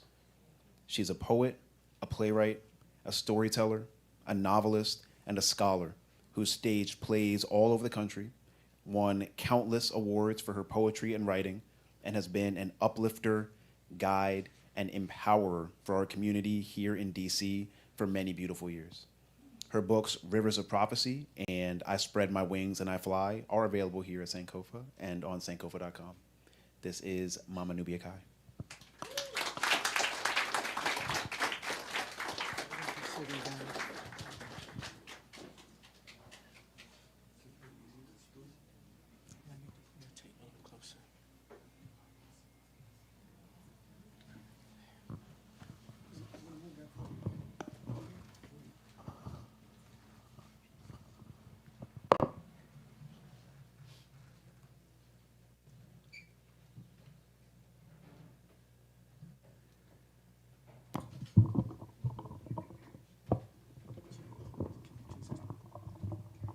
Can you hear me? Okay. Sorry, I have to sit down. I have a little vertigo. If I do a long piece, I have to sit down. Rather than do a poem, I wanted to share actual words of Malcolm from a letter that he wrote back in 1950. This letter was acquired by the Charles Wright Museum of African American History and Culture in Detroit about 3 years ago. And a friend of mine who was an archivist there had access to this letter, which A. Peter Bailey Kwaku is familiar with, right? And she shared it during a morning, M-O-U-R-I-N-I-N-G, a morning ceremony during Black August. And I was so impressed with it because usually we hear Malcolm's political speeches, very fiery, insightful political speeches, but here you're seeing Malcolm in another dimension of him. You're seeing how deeply spiritual he was. March 18th, 1950, he would have been 25 years old, am I adding correctly, when he wrote this letter. So I'm thinking he may have been in prison then, perhaps, right? But anyway, it starts, Assalamu alaikum. My most dearly beloved brother Raymond, may the all-wise Allah, he with you as I write, and may he bestow upon you eternal life. May he strengthen your understanding and increase your wisdom. May he make you ever thirsty for knowledge. May your humble heart forever be filled with his essence of pure love, giving you the peace and happiness that you so justly deserve. I pray this letter finds you in the best of health and highest spirits according to the will of Allah. Your beautiful words dated 3/50 arrived last night and found me thirsty awaiting them. This time they arrived along with one of Sister Doris. She writes volumes, believe me. Yes, what you speak is so true. All things come from Allah. It is He who gives us our thoughts, and our words will one day soon be our judges. He loved us when we knew Him not. He was our first love and will be our last. He has placed so many things in the atmosphere, forms to grasp at will if we only will. Originals possess an abundance of intelligence, and I pray that one day soon we will realize we must cultivate the beauty of our intellect, and to the extent wherein all we desire will be of a spiritual nature. Most of us look forward in life to eventually obtaining wives or husbands, so we prepare ourselves in a manner we think will attract opposite sex. Having become occidentalized, we concentrate on cultivating our physical makeup as attraction, that is, at best, temporary. This is where many make our mistakes and thus are not able to retain our mates once we've attracted them. We don't have appreciation for real beauty. The most beautiful thing in the world, and is a beauty that forever attracts, is that which is read in the depths of one's eyes. Therein lies the essence of one's soul, the book of Allah. For it is this deep, unfathomable work of nature that forever leaves the onlooker mute with silent admiration. People who possess this look of farawayness are very deep thinkers and are often classed as dreamers. The dreamers are never sad, for they remain not in this wicked world of sadness. They live in the within. They can climb to the heights and abide in worlds of their own. And the earthly creatures who are bound by material desires gaze into the depths of the indweller's dreamy eyes and become enslaved by the captivating mystery of that soul set so deeply within itself and the way beyond. Long ago, the brothers of our black nation knew and practiced the art of this true beauty, and they were perfectionists. We must give praise to Almighty Allah for awakening our generation to wisdom and its beauty. Tis indeed a shame the way the women of today do not realize and stress as much effort in cultivating their true spiritual and intellectual beauty as they do in preparing for the exhibition of false beauty, of their physical attractiveness, or should it be termed distractions. Today, if we wish to possess the greatest beauty, and to be most captivating at all times, we must seek and acquire knowledge, wisdom, and most important, we must pray for understanding. When we have obtained these, we have the entire world at our command, for everyone will come and fall at our feet just to hear the wisdom of our words. All praise truly is due to Almighty God, Allah, for this truth being made manifest this great day. Ah, my brothers, if we could only more fully realize the importance and power of thought and thinking. It is the most inspiring force in the universe, for it is truly composed of the essence of Allah. Just think of our words that we speak, cause vibrations that increasingly traverse the entire universe, but our thoughts are of greater importance still, because we speak as we think. But deeper yet are our feelings, for we only think as we feel, our feelings controlling our thinking. But the atmosphere itself is comprised and controlled by the vibrations of our words, the vibrations of our thoughts, and the vibrations of our feelings, all being of the same essence and comprising that Holy Spirit that moves the universe. All are one. All is all, Allah. For one to control one's thoughts and feelings means one can actually control one's atmosphere and all who walk into its sphere of influences. This we know to be true. It is our own thoughts that are generated into the universe by your beautiful mind and picked out by me of the atmosphere that are producing this letter. Am I not writing that which you most desire to hear? Does it not come from your very own heart? My dear brother, you too are indeed an artist, for you pluck the notes of Allah from the atmosphere and artistically mold them into a musical creation. Yes, you are a creator. You create. Your creative power coming from the temple you call your body.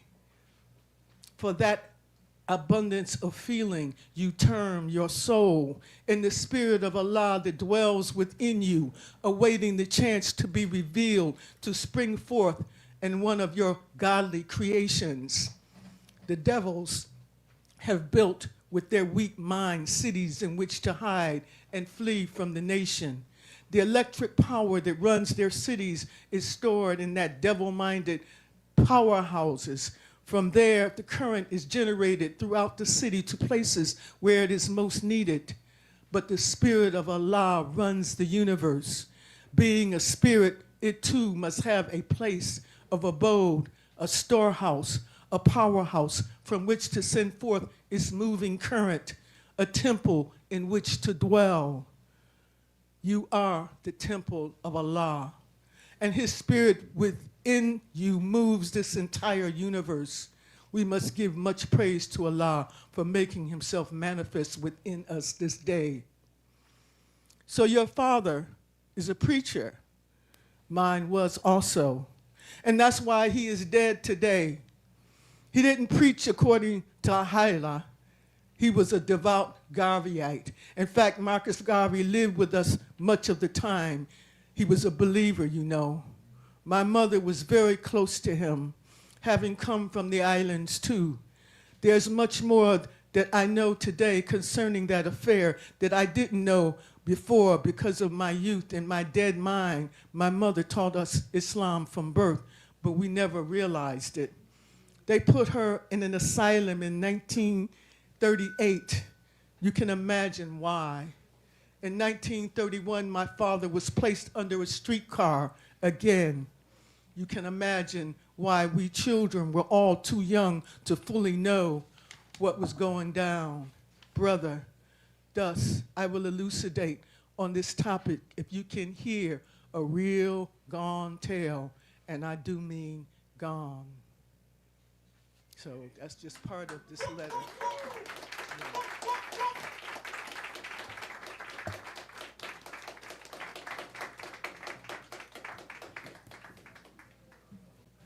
Thank you so much.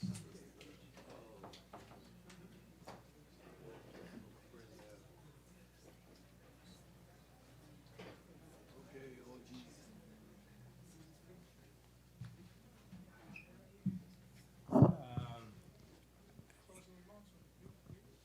Well, I think what we're going to have is that we had tentatively said that we wanted to try and have a couple of questions from the audience. I believe we have time to do that, and then we'll let Peter have closing remarks. Fortunately, Peter is still with us. Is there anybody in the audience who has a question for him? And I'm sorry, I can't see you. Help me out. Just yell it out. Oh, we need a microphone.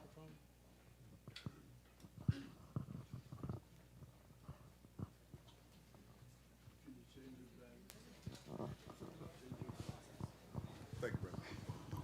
Yes, Kimon Freeman, Angry Black Man Therapy, representing We Act Gray on D.C. delegate, revolutionary candidate for Congress here in Washington, D.C. We should not be paying federal income taxes if we don't have statehood.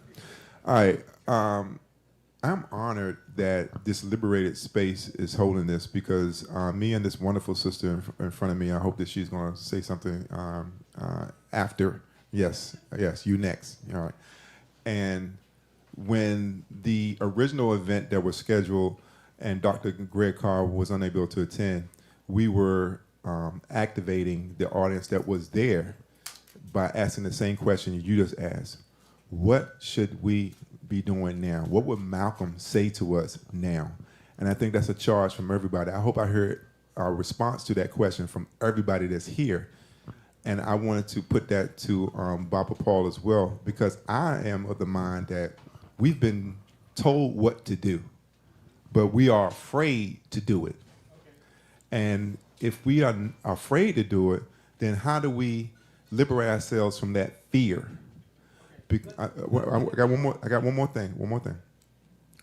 I challenge everybody here to teach Malcolm to their children, because Malcolm said only a fool will allow his children to be educated by their enemies. And I think that's the fundamental problem that we have here today. Thank you. Well, I would say that one of the things that we could do as a people is to be more unified with each other. It is really sad to see how ununified we are as a group of people. And you can bet your life that those who oppose us are well aware of this. And even the ones who are considered quote unquote friendly, if you put 10 black people, as I have said before, and 1 acre of land, and they call themselves the Republic of or the state of, they would get ambassadors and governors right away, because they want to keep us divided. They want to keep us divided. And unfortunately, we just do not seem to recognize that. Sometimes we get into groups, and this small group, and this small group, and this small group, and they're basically saying the same things, but they never get together. They never get together. I would say that that we can no longer blame anybody for our lack of unity. It is entirely on us. And we have to get together and become a unified group of people in order to more effectively protect ourselves and to advance our interests in this society and this world that we live in. There was one other lady who, I think there was another lady who had a comment. Her hand.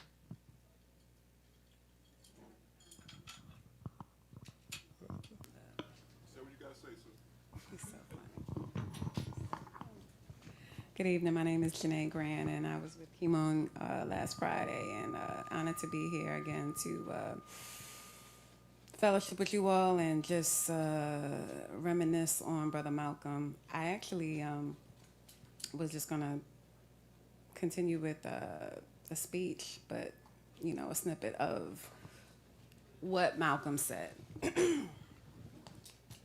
This is actually following what Peter Bailey just expressed. A question was asked. He was being interviewed, and it said, one last question. You don't preach separatism anymore, and I assume you don't want to set up a black African state in this country anymore. What is your main effort toward now? Brother Malcolm said, well, the one of the organizations which we've now formed, the Organization of the Afro-American Unity, has reached the conclusion after a careful analysis of the problem that approaching our problem just on the level of civil rights and keeping it within the jurisdiction of the United States will not bring a solution. It's not a Negro problem or an American problem any longer. It's a world problem. It's a human problem. And so we're striving to lift it from the level of civil rights to the level of human rights. And at that level, it's international. We can bring it into the United Nations and discuss it in the same tone and in the same language as the problems of the people in other parts of the world has discussed. I brought that to light because that's actually the angle Mr. Peter Bailey comes from, because he was a part of that organization, and we could see why it was so critical at the time that Malcolm was going to bring these injustices to a bigger awareness in terms of the United Nations. And of course, he was killed before then, so that was not accidental, as it was quite intentional. And I do think that if he would have fulfilled that, it would have put on display what we are living today, which are the continuous injustices that we feel as a race, and more importantly, the injustices of us being more successful as a people. And I'm not just talking monetarily, I'm just talking about all of the injustices we feel, whether it's home, whether it's education. So just wanted to lift that in the spirit. Thank you. Now, unfortunately, we have some time limit now. There's another, believe it or not, another event behind us. But one of the things that I wanted to do, Holly, was to have you, Sharik, or somebody come up and talk about the capital campaign. I don't know if all of you know, Sankofa's been here. What did you say? How many years? 100 years. But we need more space. And if you've seen the issue, we had Amina, who was one of our youth speakers today, was here with her grandmama and 2 grandmamas. And some of us who are young, we can stand up for a 2-hour program, but for the elders, that's a challenge. And so I know Hallie and Sharik have plans to, I think, acquire the building next door, so there'll be an auditorium. It's acquired. We're now going to start reconstruction soon. Can somebody tell Sharik, you coming up? Because there may be somebody in this room who can write a check or do whatever, but and I can tell you because he doesn't play fair. I was involved in the civil rights movement as a teenager. Some of you who know my story know I got locked up when I was 15 years old in Columbus, Georgia, because I had the audacity to go to the all-white Bradley Library. And we had demonstrations there. And one of the tools that we used in the civil rights movement was a boycott. And I tell my friends now who are like me, OGs, a part of the AARP, we need to reverse that now. We need to, the opposite of boycott is support. So we need to support what's going on here with Sankofa. And I want Sharik to come up, and this is the partner with Holly in this, what I call local. It's not a local bookstore, but it's also a national bookstore. And in fact, I guess people all over the world can see these things because they're, what do you call it, tape. On YouTube, anyway, yeah. let me get out of the way and let you talk. Okay, thank you so much, brother. And I appreciate you calling for that kind of support for Sankofa. And, you know, Peter, you are a mainstay here, so we're so glad anytime you come. I mean, we just look forward to Sundays when we're going to see you at Sankofa. Yeah, you can clap. But yes, we take seriously our presence in Washington, D.C. We've been here for decades. I was a student at Howard. Harley came to teach at Howard the same year. He don't remember, but that's how we met. And so, so since then we've been trying really hard to do as much as we can to make a difference, not only in D.C. but as you say, wherever that can reverberate. And so this is like our marker in D.C. We were able to get this building. We were able to make a couple of films along the way, and we have many, many more films to make. And here we are. I took a picture of people watching Peter and listening and participating from the front door. And people, luckily we have now, because we have so much talent on board, we have a flat screen, so we have a overflow space, a little bit, 2 foot by 2 foot by the front door overflow space. We're even thinking about overflowing in the back when we get the deck refurbished and get this, fixed up back there. But we need more space. So sometimes you have to fight threats by getting stronger than you were before. So the threats that we're facing, of course, to stay in D.C. is gentrification. It's, all kinds of mounting costs. It's making sure that your clientele that has had to move to PG County can have a parking space when they get back to D.C., which they used to have when Howard used to let us use the parking space after 5 and on the weekends. Now it's a no-go.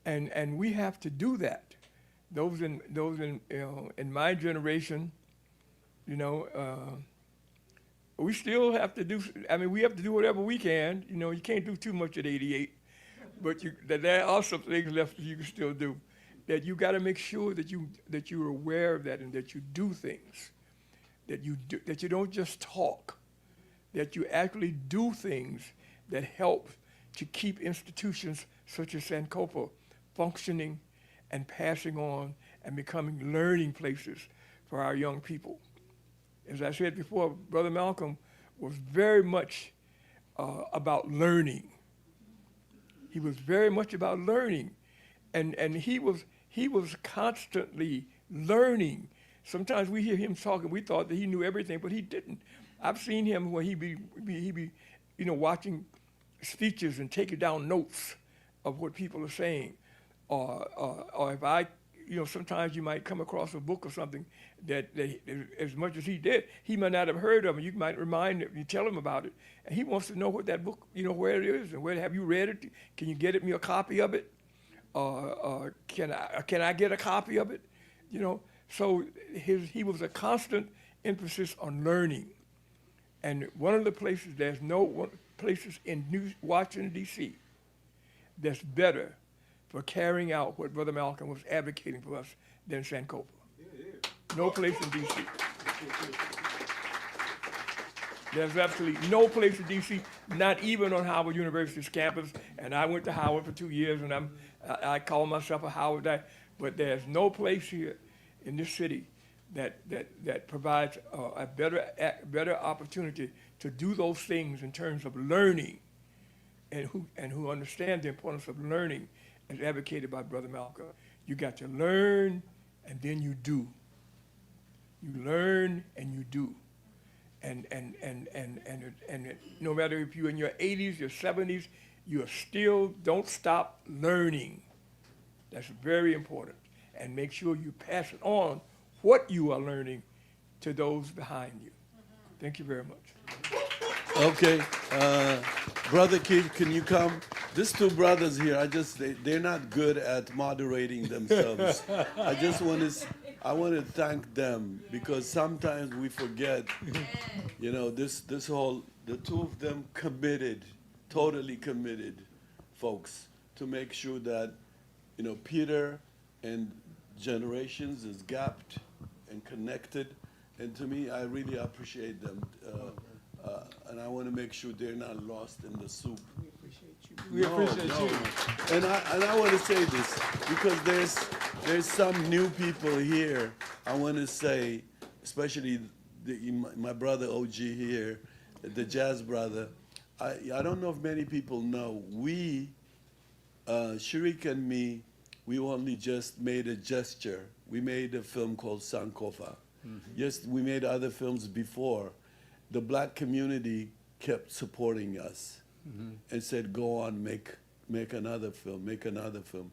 And we have, many films we made. She made film in Ghana. She made, 2 or 3 films is on gentrification. That's the most prominent film in my view, and not only in my view, but in many scholars' view. Mm-hmm. She started doing it early in the late 70s. And that is brick by brick. She did a film in Ghana, Through the Door of No Return, connecting her father, Detroit father, and Journey. And then she did Pan-Africanism, Whisper, which we show here. Catch it when we show it. We're going to show Bush Mama, a film I made in 1974 or 75. And this is a film, a lot of my students at Howard, they think they are the first people who opposed the police state. There were people before us and people like us, the filmmakers that are my generation. We made a film about how America was going into a police state. See Bush Mama, and then you'll see what happens, how far we were early. So as far as I'm concerned, this building, Sharik, I was hoping she would say it, we made gesture making our movies as best as we could, but black people came through for us. Sankofa was completely going to never be seen again if black people from Washington, D.C. organized Brother Ackland Lynch, who's Here, at here. home now, he's here with us still. People like this folks, community black people, put us on the map. Before you know it, we were all globally, all the way to South Africa. And that's how we got this building. Otherwise, we're not Bank America's children, And so you have to know that our empowerment comes from black people. The other day, I have to remind a young guy, like my son, who is, he's smelling his political smell.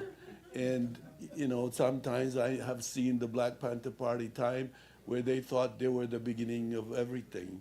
And that brought a lot of disaster. So I reminded him, I said to him, don't put down.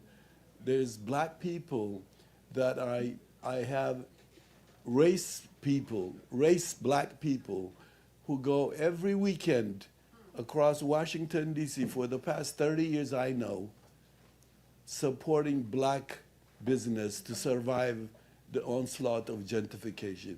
That's never in any community. Never in any community. You have this kind of people who go around intentionally in a Garveyite idea and support. And here we are, the same thing. Every week or 2 weeks, there are people who donate for us to continue to survive. So it's not a power of it's really, we gestured, we care, we put our neck there, the community continue to protect us. When any force attacks us, you cannot imagine. They come all the way from New York, Baltimore, Oklahoma to defend us. I don't know how many people were in the city council hearing about our case. Yep. They came from all over.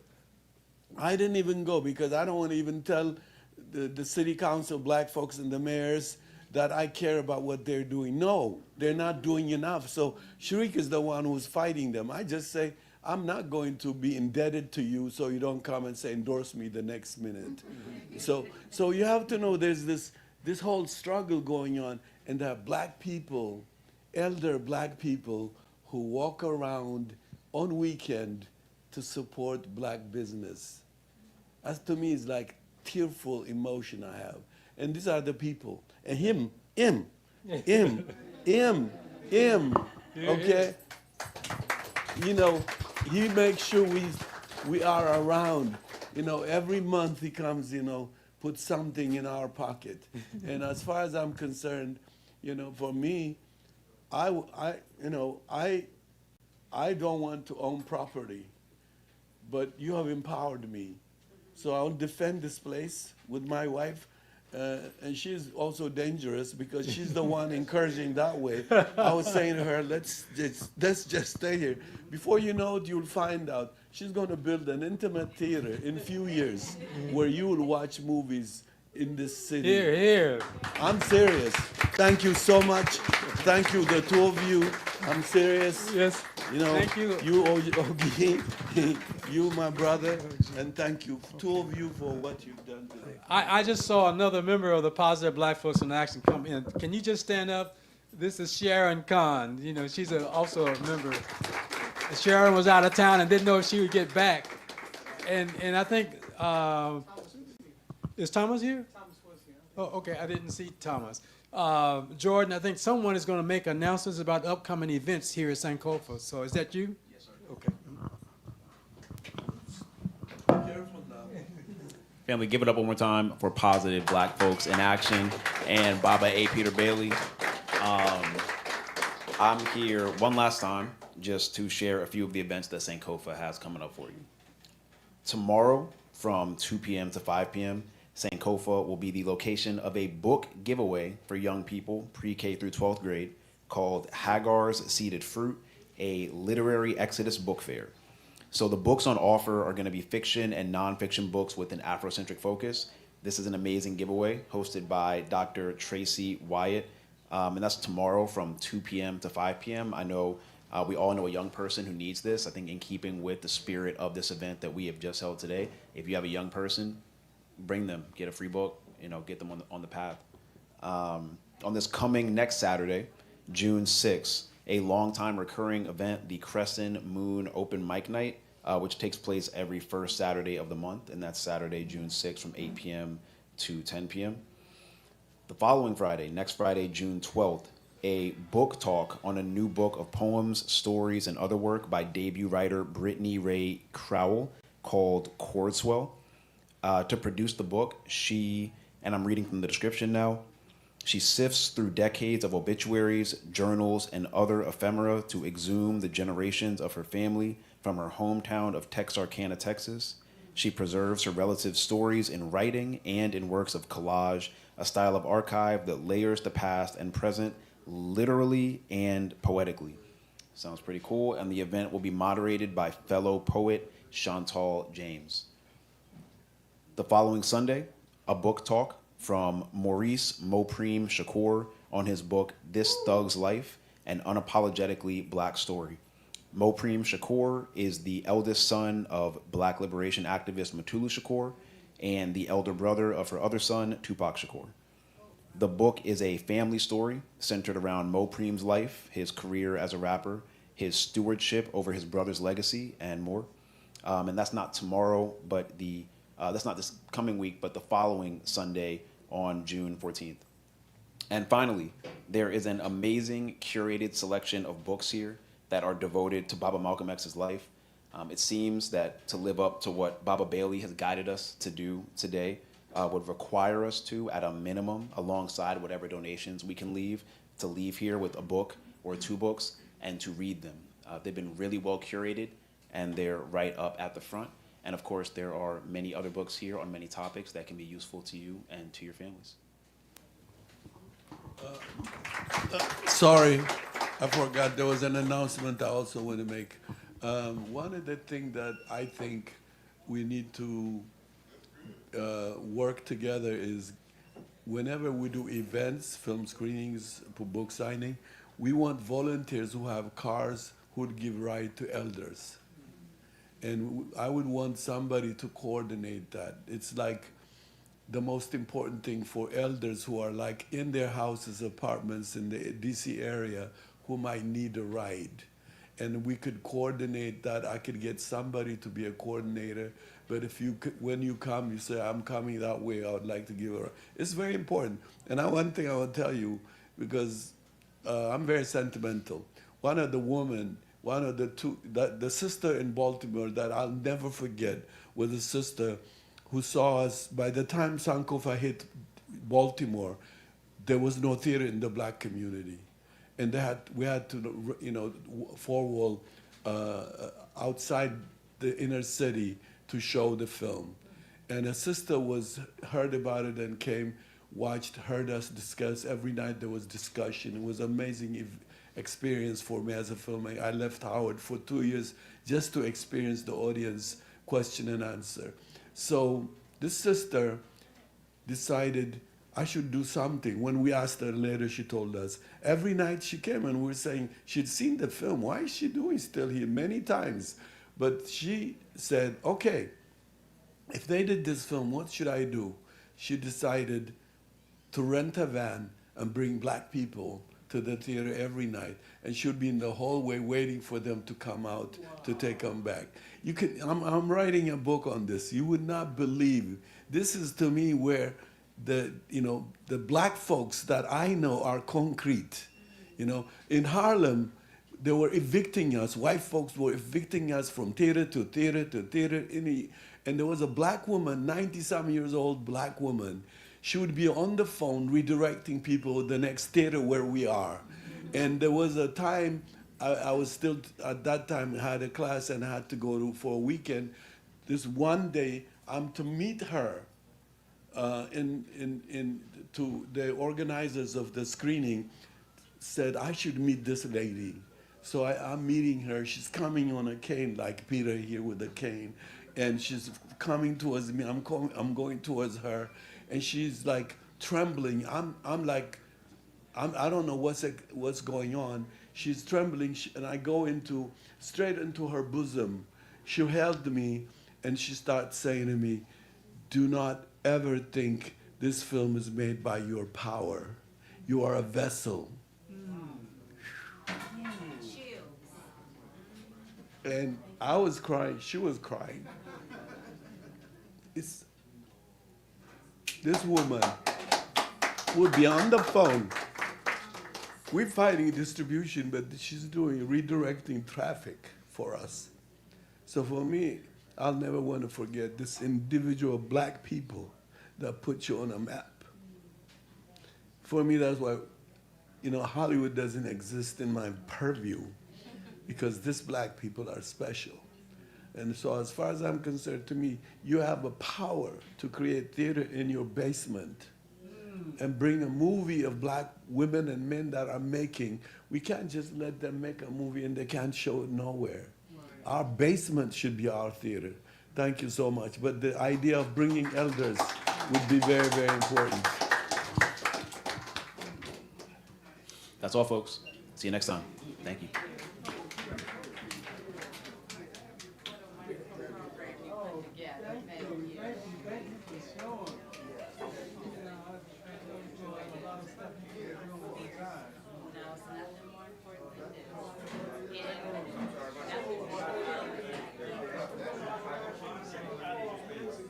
Mr. Bailey, I met you a long time ago, but I'm a good friend of Chihuahuas, okay?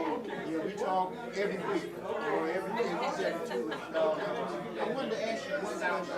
Could it be,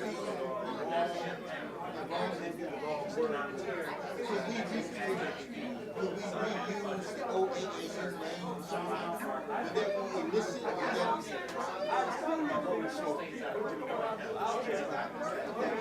And I mean, is that something that you think would be a good thing? I think it would be a good thing. Thank you so much for putting together a spectacular program. It was an honor. Let me get your picture. I got my big camera now. This is Bishop. He's one of our guys on the second floor years ago. Yeah. Oh, yeah. That's right. I'm well. How about yourself? Dr. K. This is Bishop. We used to have meetings upstairs every Thursday, and the young folks from Howard